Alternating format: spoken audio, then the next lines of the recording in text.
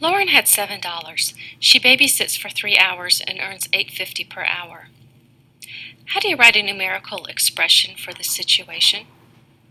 In this lesson, you will learn how to represent a real-world situation by expressing it as a numerical expression. Let's review.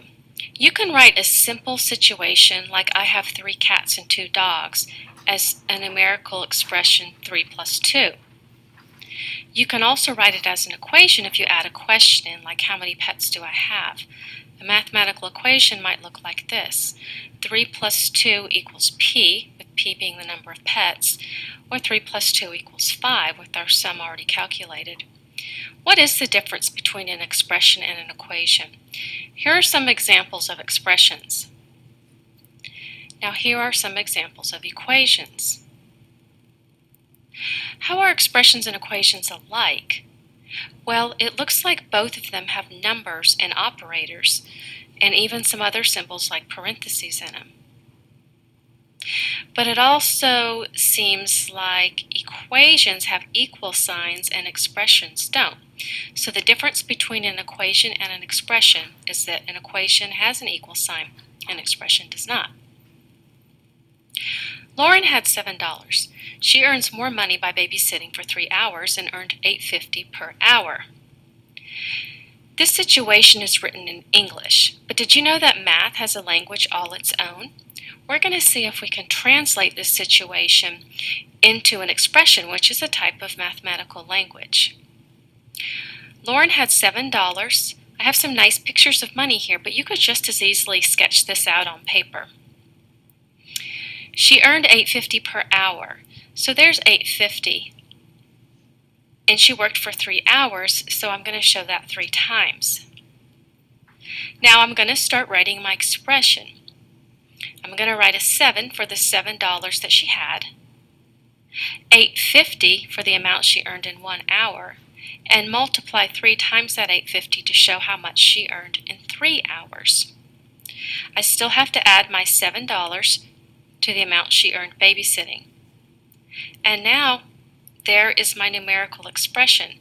See how much shorter the mathematical version is than the word version? I can put parentheses around the 3 times $8.50 if I want to, just to show the situation a little more clearly, but I don't have to because the order of operations already requires that we do the multiplication first. Daniel had $16 at the beginning of the week. He spent $2 on gum. 2 different neighbors each paid him $5 for walking their dogs. He gave half of his money to his mother to pay for a dish that he broke. Write an expression that will show how much money Daniel had at the end of the week.